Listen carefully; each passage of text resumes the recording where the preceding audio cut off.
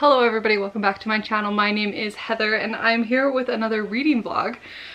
This is the first of a series of videos that I'm going to try to do of tackling my physical TBR. Today I decided to go ahead and do the TBR jar method. A little bit different. I feel like most people use this to like choose their monthly TBR, but I have decided to do it just in a letting it pick my next read, and then we'll just do it for like a week. Or until we've got a good amount of books for this video. So that's what's happening. On my physical TBR, I actually have it all on a spreadsheet at the moment.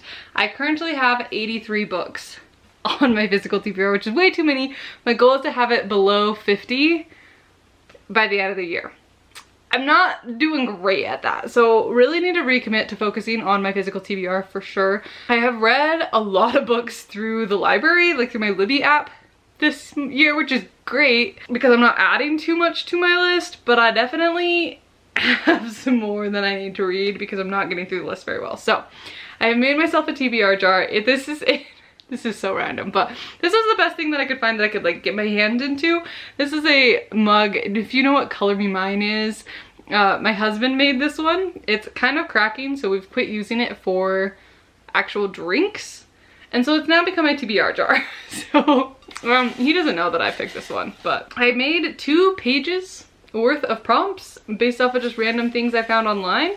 So we're just gonna do it. I think I'm gonna do this one at a time instead of like doing them all in one go. I'm gonna pull one, we'll pick a book off of my physical TBR, I'll read the book, and then we'll pick another prompt. I think we'll just keep the suspense for both you and for me. So let's just pick a random prompt. This is a little small, it's kind of hard to get them stirred well, but we'll go ahead and pick one. We'll see what it says. This is kind of fun. This is a great prompt to start the video off. I don't know if I'm gonna be able to get it to focus on that, but it says a book with less than 200 pages. The only thing is I don't know exactly how many books I have that fit that criteria, but I'm gonna go find my options because I have bookshelves everywhere. I don't have just like a spot I put my physical TBR, so I'm gonna go find my options, grab a few. It probably won't be all of them that are options, and then we'll decide what I'm in the mood for. Okay, I had even less options for this one than I thought I would, but I did have 2. First one is A Spindle Splintered by Alex E. Harrow. I have read The Starling House by this author, and I did really enjoy it. That one's at least a little more spooky. I get the feeling that this one might be a little bit on the darker vibes, so part of me wants to save this for fall. I also believe that this is the beginning of a series, technically. I mean, they're all little, but one of my other goals this year was to start or to finish more series than I started, and I'm also not making great progress on that, so I feel like I'm gonna hold off on this until I've actually finished a series. And that leaves us with reading 9 Goblins by T. Kingfisher. This is one of my more recent purchases. I'm very excited about this, and this is actually on my monthly TBR. So it works out perfect to read this one. I wanted to read this one for spring. We're almost out of spring anyways. But it is just a nice little short fantasy book. It looks like it's just going to be a fun, delightful read. There are like the cutest little goblins illustrated throughout this book. My understanding of this is that this was originally self-published. It is now traditionally published in this cute little hardback.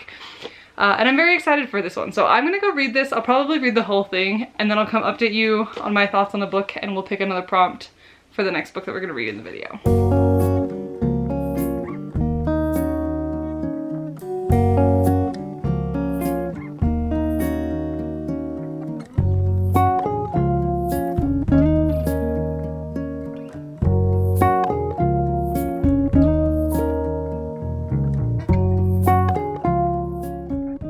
A couple days later and I have finished 9 Goblins. This book was a delight, as all T. Kingfisher fantasy books are. This was exactly what I thought it was going to be. It's like a goofier version of Thornhedge. So if you liked Thornhedge and you're looking for something a little bit funnier with just that like very specific T. Kingfisher type of humor, definitely pick up 9 Goblins. It got a little darker than I expected it to, but in a way that still maintained like the goofy, silly vibe to the book. So I thoroughly enjoyed this one. just think her fairy tale or fantasy books are just delightful, and then it had just that little touch of horror-y stuff going on. I also think she's one of the only authors that I consistently read the author's notes at the ends of her books. They're always so interesting.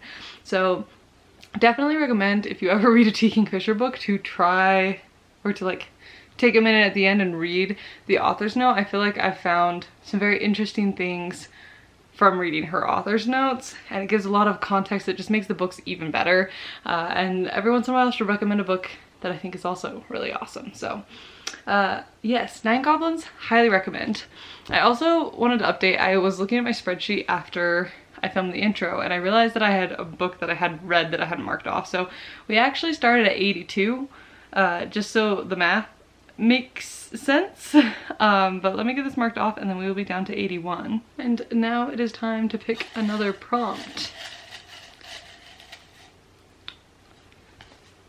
Right, it might be that one. I don't know if I'm ever gonna be able to get these to focus. Maybe.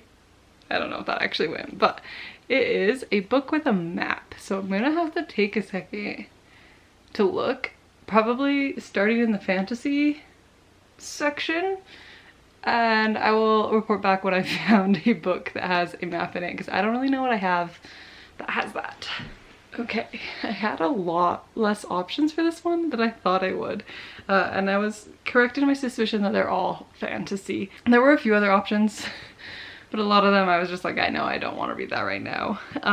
The first one that I found was The Sword of Kaigen. I don't think I want to jump into this one right now. It's not like super high on my list. It is on my yearly TBR. So at some point I will get to this one, and it does indeed have a map. But I don't think I'm feeling this big of a book right now, which is ironic because of the one that I think I'm gonna pick. The Looking Glass Wars, that one also did not have a map. Why did I grab this one? I think I meant to grab something else. Just kidding, it totally does have a map. It's kind of a boring map, but it does have one. But again, I don't know that I'm in the mood for this one right now. It's also the start of a series, and I don't know that I want to jump into a series at the moment, which leads me to the book that I think I'm going to pick for this one, which is also kind of a big one, but I think it'll be okay, and that is Warbreaker by Brandon Sanderson. This one is technically on my monthly TBR, so we're going to check another one of those off. This one, I don't know, maybe questionable how much that is considered a map, but it does have a little key. I feel like this is a map. So this one is definitely longer. I don't know that I'm 100% in the mood, but I think that this is my best pick out of the options that I have. So I'm gonna go ahead and read this. I will probably update you partway through it, and then I will talk to you in a bit.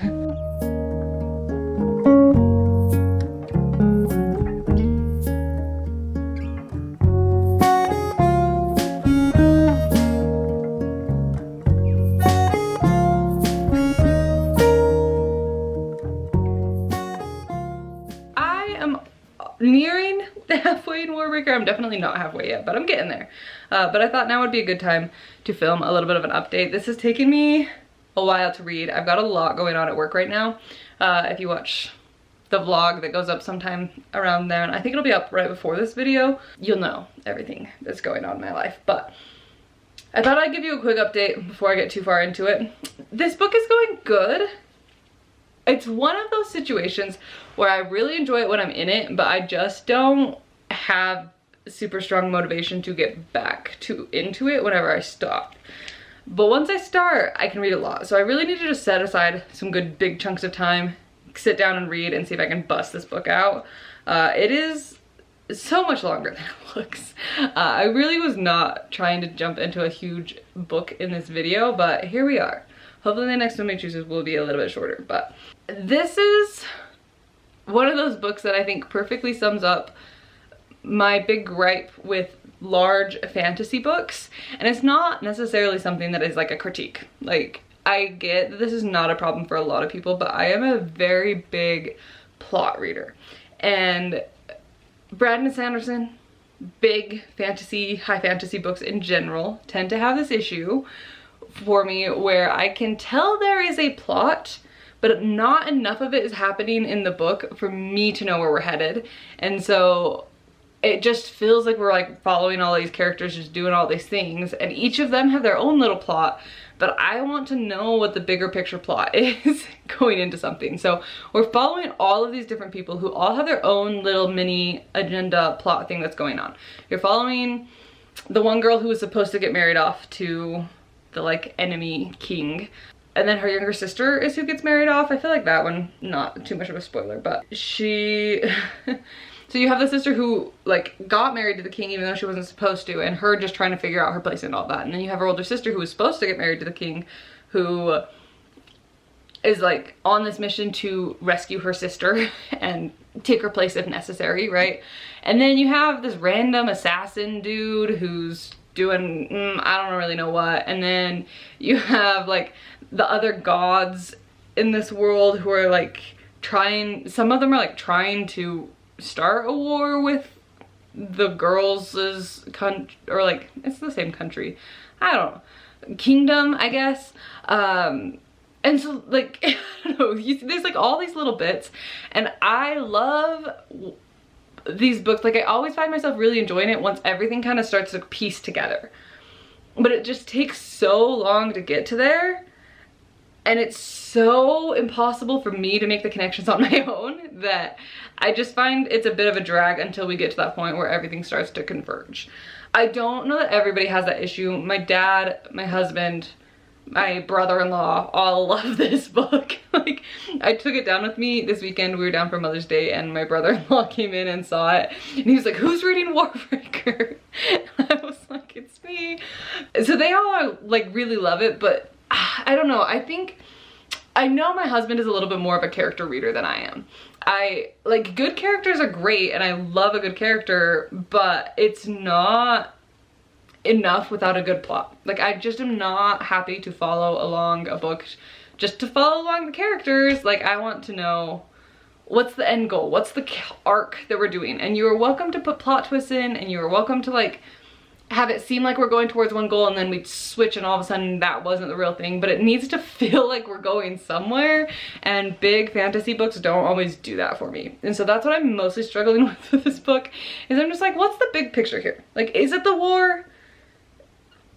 There's something about like all these secrets that are being kept and stuff like that, and I feel like maybe that's the big picture, but we have so little information about it that I just like can't even do anything with that in my brain. And I think that's why I'm struggling to like want to get back into the book when I put it down, is because I don't know. There's just like all these random characters. It's impossible to describe the plot or what's happening, and that makes me a little less drawn to like really speed through a book. But I'm gonna try and make some progress. I would love to have this finished for sure by the time the weekend's over. I would love to have another book done this weekend, like finish this and my next book and wrap this video up this weekend. I don't know that that's realistic, but we'll see what I can do. Many days later, I finished Warbreaker. This one was good. It's not gonna be like top of my Brandon Sanderson ranking for sure, but I did have a good time. It's one of those books that is really, really slow until all of a sudden you just speed to the end and then it is over and you're like, what just happened? I think I'm gonna give it like 4 stars. I really do think my biggest gripe is just I struggle when you have multiple POVs going and then it takes so long for them to come together, when a lot of the plot could have been sped up. We could have gotten to certain points faster if everybody had compiled information sooner. This one, everybody doesn't really come together till like the last 10 pages of the book. And then all of a sudden a million things happen and we speed to the end. I think it's interesting because it definitely sets up a second book. And I don't know if that's just ways that it ties into some of the other books in the Cosmere, or maybe there's gonna be another one, but it's like definitely pitched as like a standalone, which is interesting. So I think my other gripe with the ending is that because it happens so fast, we don't really get to see everything work out in the end. We just kind of have to assume that based off of some of the stuff that happened right at the end of the book, things did indeed work out. I did really appreciate Light Song's character arc. I think that's one of my favorite characters. I think it had a lot of really interesting conversations that were part of this. Like, it's definitely one that can kind of make you think, but just overall, I was a little too frustrated throughout the book with how slow things were moving and how little information we truly had. Nobody really seemed to know what was going on, and that was a little frustrating for me, but it was a good one. I'm gonna pick one more book for this video and then we'll go ahead and end it here. So hopefully it's not one that takes me too long to read. I do think that for the next little bit, until I can get back on top of stuff, because work is just a little crazy right now, I'm going to just do once a week uploads instead of twice a week, and do like a vlog one week and then a book of a video the next week. So hopefully that gives me a little more time to get through reading books for the videos that I'm doing. But we're gonna pick one more prompt. This one is a title starting with a K. So I'm gonna go find some options and I will check back in with you as soon as I know what my options are. Turns out I only have one option for this one, so we are going to be reading King of Scars by Leigh Bardugo. This is, I think, my last set of books, really, in the Grishaverse. Maybe there's more. I don't know. It's the next thing to read though. This is a duology, I believe. I think there's two. I think we're going to overlap with quite a few characters from Shadow and Bones and Six of Crows. Let's see. Yeah, so we're following Nikolai, Zoya, who I feel like I should know. I'll have to look that one up, and then Nina. So we'll see. I'm hoping we get a little bit of like some sprinkling in of some of the other characters from the rest of this universe, but I'm excited about this one. It may end up leading to me needing to read or go buy another book, because I am definitely going to want to read the next book in the duology, I'm pretty sure. So I'm gonna go start reading this and I will update you when I have some thoughts.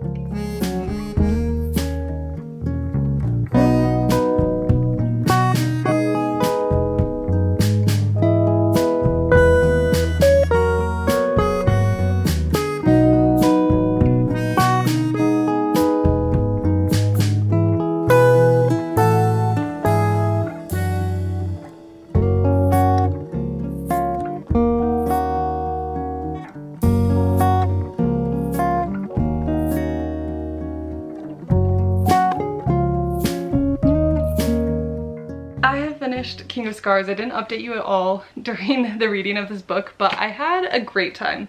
It took me a while. I feel like the first little bit, I started this when I was just not in the best headspace. Work was a little bit crazy. It was like my last week of work, and so it took me a while to get into it.